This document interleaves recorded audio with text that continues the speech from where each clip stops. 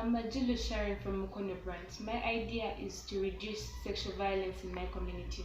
What makes my idea unique is that I'm focusing on both the men and the women. This is because other initiatives focus more on women as the victims. Secondly, my idea is unique in a way that we are starting from the grassroots. That is to say, we are not only looking at solving the problem but also preventing the problem by going back to schools to empower and sensitize the youth on life planning skills and sexual violence so that they grow up nurtured. With the access to internet, the youth between the ages of 11 to 12 are sexually violated without them knowing.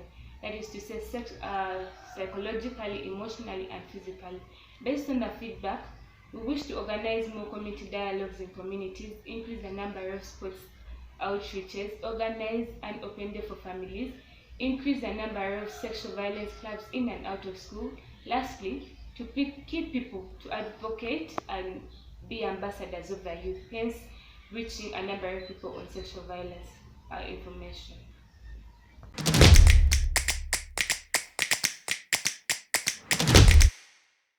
The project shall be sustained through monitoring and evaluating the information that will be sensitized in the different communities. A questionnaire shall be redesigned to collect feedback from the communities.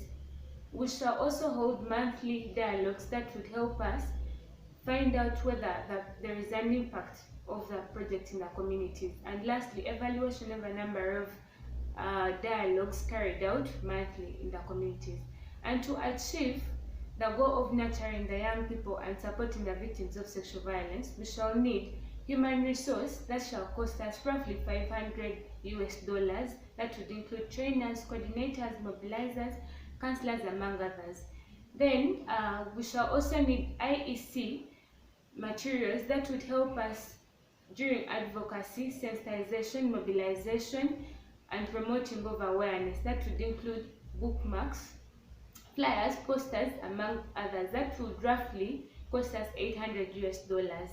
And lastly, a skilling project that would cost us roughly $1,000. That would include mat making, craft making, detergent making, among others. The next stage will be to create partnership with the different levels of key players in the fight against sexual violence, and this would include NGOs, schools, health centers, the media, and the police, among others.